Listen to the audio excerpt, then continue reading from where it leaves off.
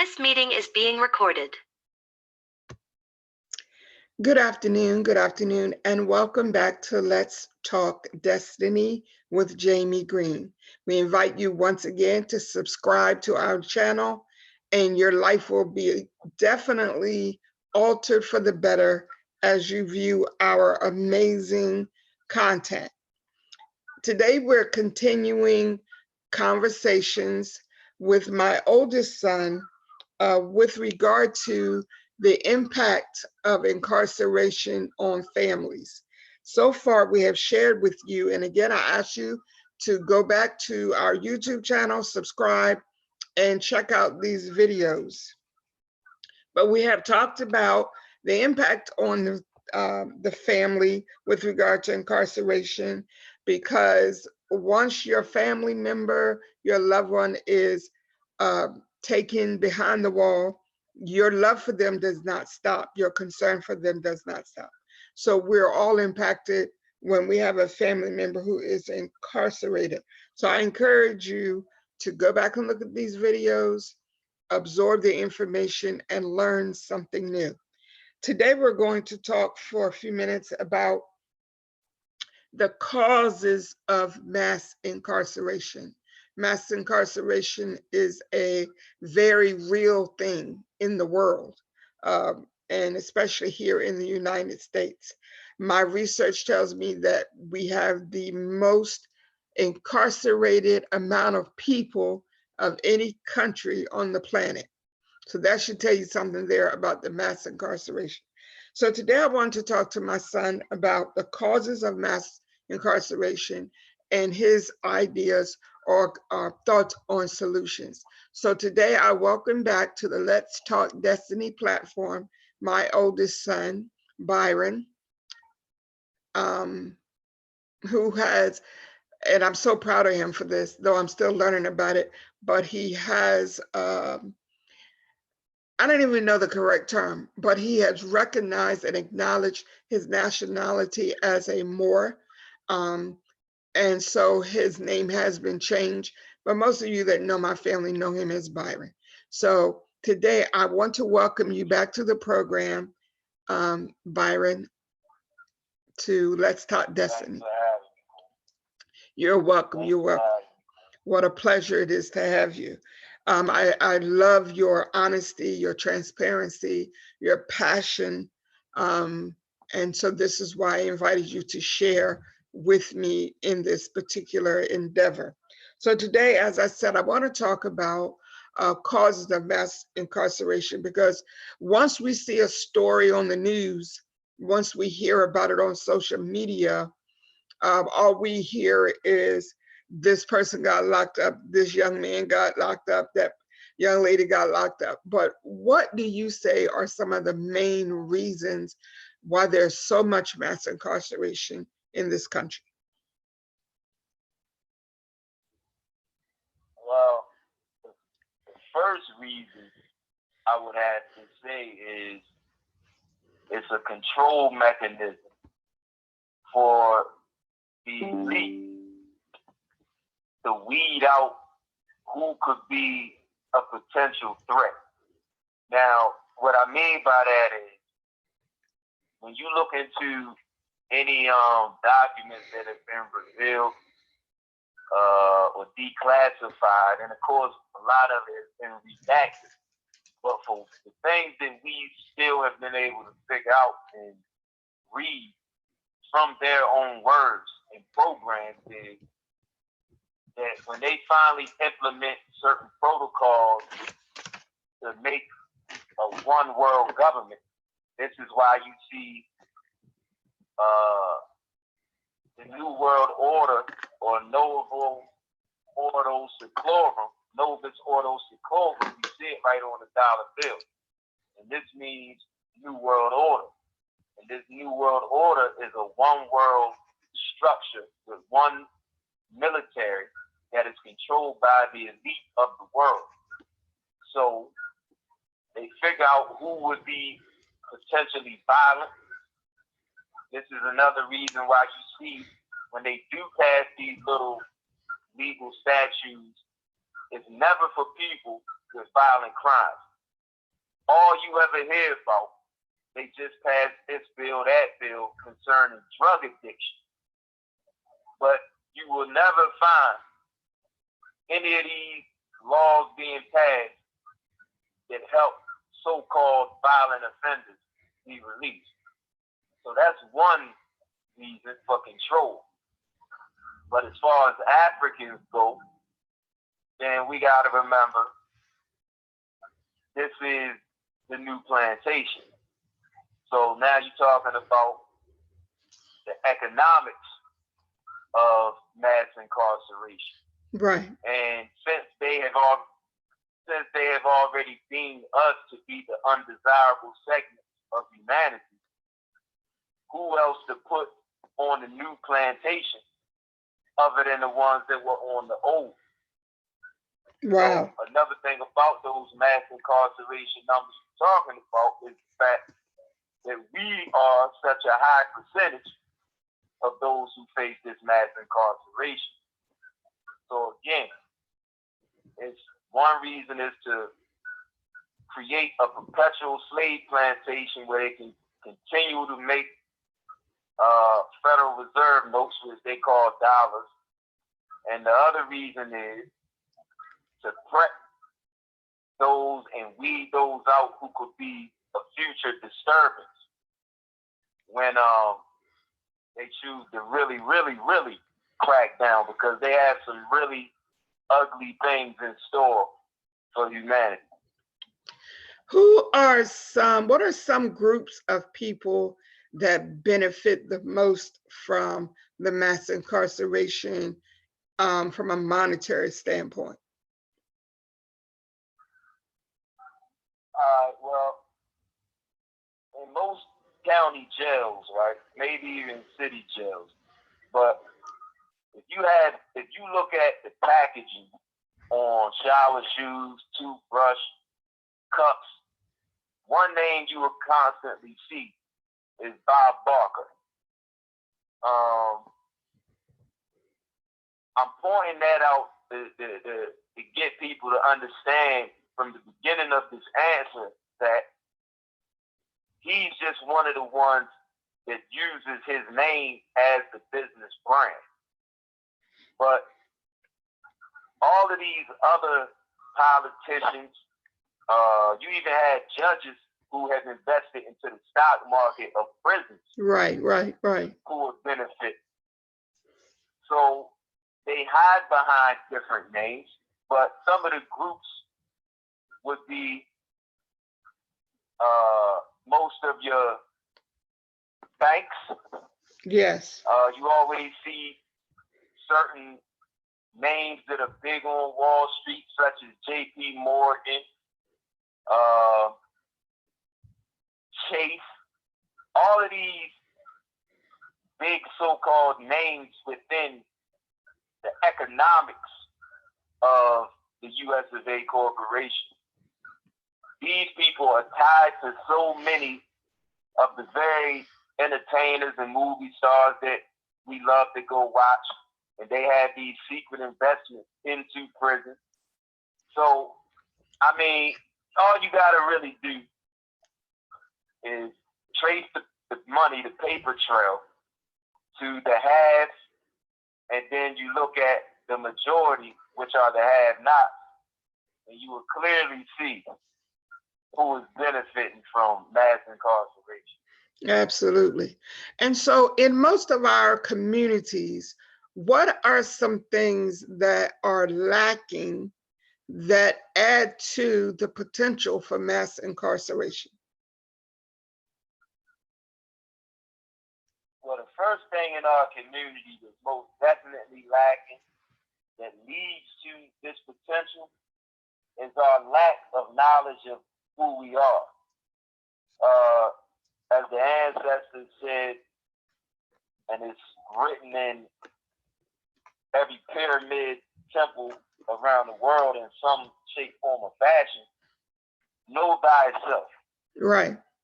And I believe it's even written by the prophet in the Bible. It says, "My people suffer daily for a lack of knowledge." Absolutely. And this is our biggest problem as a people in our communities, because we're constantly told that we're worth nothing. All we could ever be are workers for our enslavers. We're told that our history only goes back to slavery.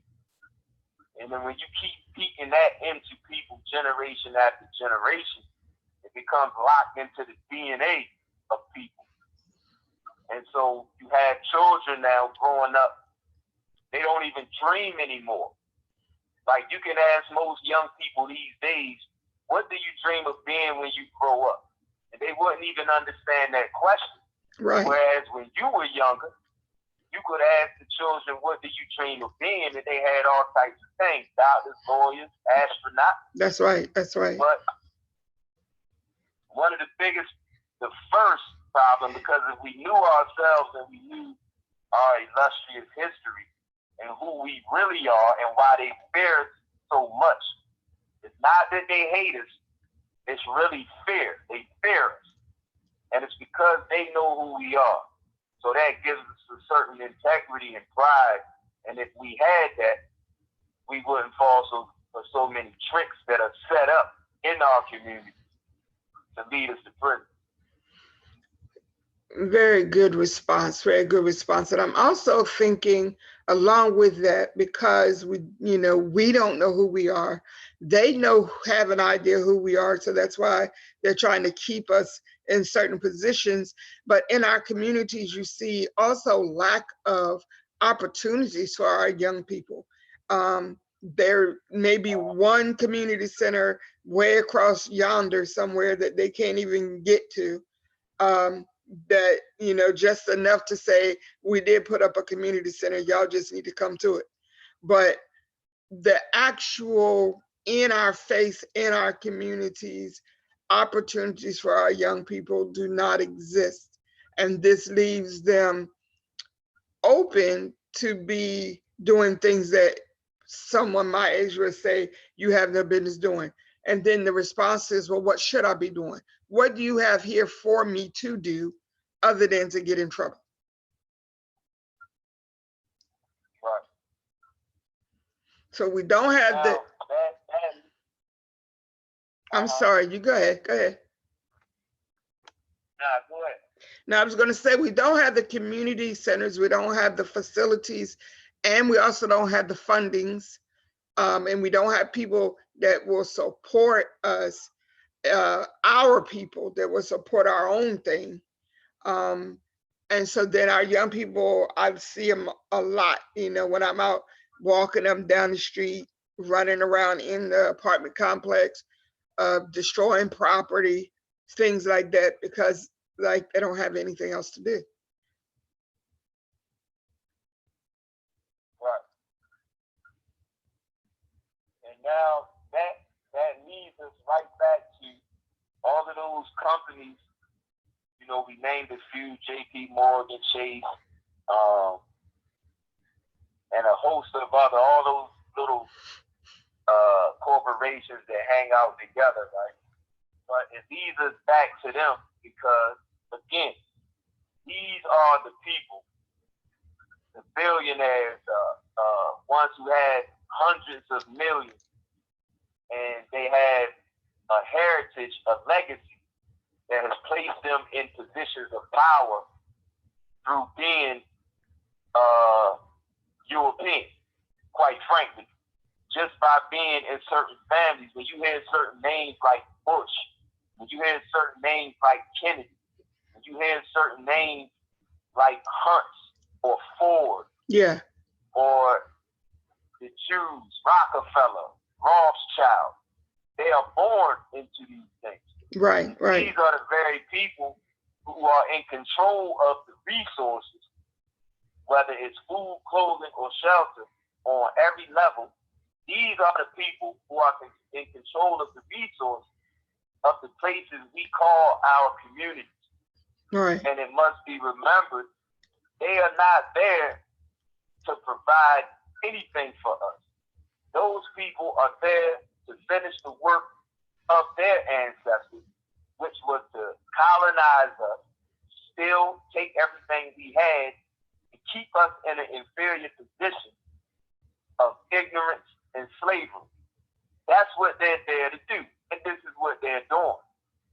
This is why the people have to start leaning on all of these professionals, entertainers, rap stars, movie stars that we celebrate, and they have a means to help these communities. We don't want to hear you make a post or put a tweet up, or I built up a school.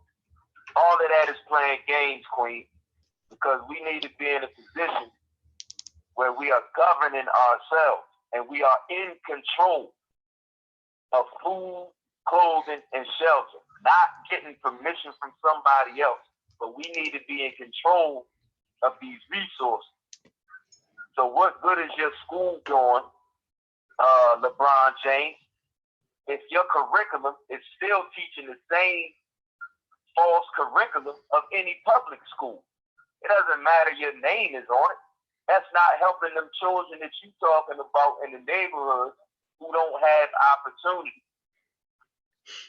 So we got to start putting some more heat on our people who are in a position to help. Yes. To help. And when they don't help, we need to be boycotting their behind and stop playing with these people, because our children are dying. Absolutely, absolutely. And I think about, as you were talking, just so many names and faces were coming to me of people who are in a position financially to make a change.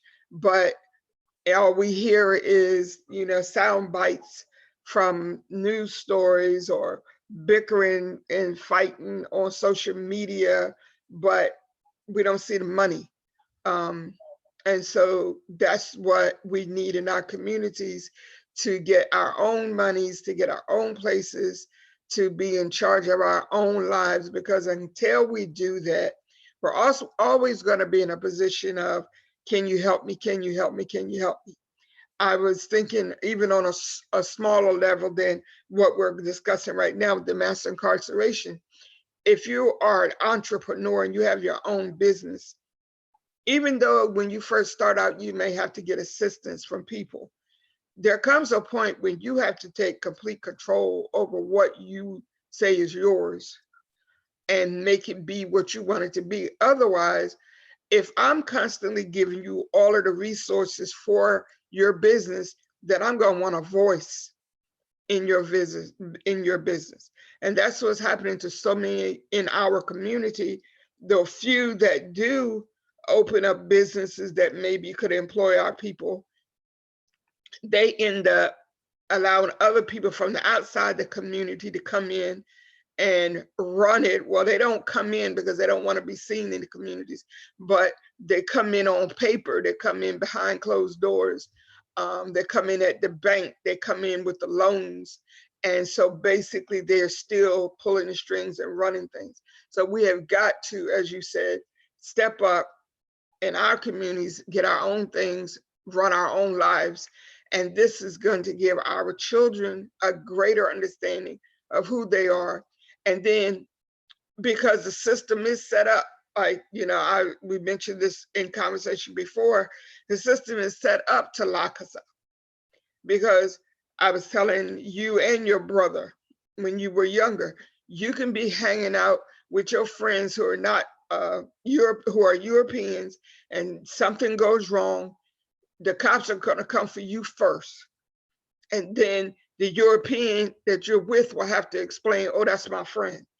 Because I don't know if you remember or not the time, well, you probably don't remember, but when Fred was arrested right after he got out of high school, I don't even know if you were born then, but anyway, and he was with a group of Europeans in a car.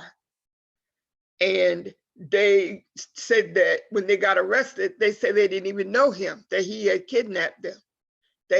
He took the car and was kidnapping them.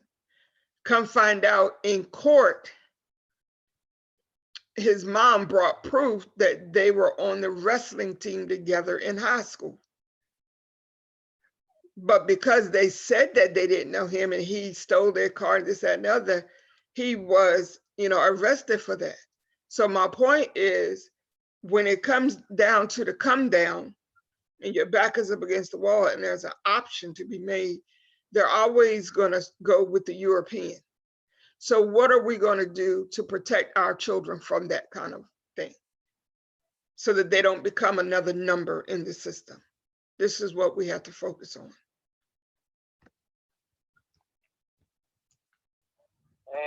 And let me say right now as well, right? I need to call out these religious leaders, and I'm talking about of every faith. I don't pick and choose. I'm talking about, I don't care what it is. Right. If you have a church, a synagogue, or a mosque in the neighborhood, in the community, y'all have to do more as well. Calling Absolutely. yourself a spiritual leader. Yes, yes. When you have a neighborhood of zombies and hopeless children running around with no desire to live whatsoever. So what kind of spirituality are you bringing to the world? And again, I'm talking to all religious leaders, because don't think we don't know about that little tax break that you get for being a religious organization. And many of these religious leaders are in it for that dime. And this is why they have no desire to really help us as a people, because they too busy trying to take up the crumbs that they getting thrown from this political machine that we call the U.S. of A. Corporation. Yes. And it's high time that people stop sitting up in these churches and up in these temples and up in these synagogues getting fed a bunch of nonsense where you're going to get your pie later, and start making your leaders step up and be leaders and lead you into solutions and how to eat every day and pay your bills every day, and Yes. start telling you the truth. Absolutely, absolutely. Very well said, very well said. Because we will get that, we go on Saturday or Sunday or whatever day of the week that you go, you get that spiritual high, and then you come home talking about what a great service you had, and then you wake up Monday morning or the next morning and crime still in the neighborhood, bills still can't be paid, still stressing, because it's more to it than just religious rhetoric, whatever religion it is. And so we absolutely have to hold our spiritual leaders accountable as well. I have several, people who have come against me or try to push back against me because I'm constantly talking about the responsibility of religious leaders outside of that building, and outside of the religious cliches and the words that we say that sound good but really have no power behind them. And we absolutely have to do better.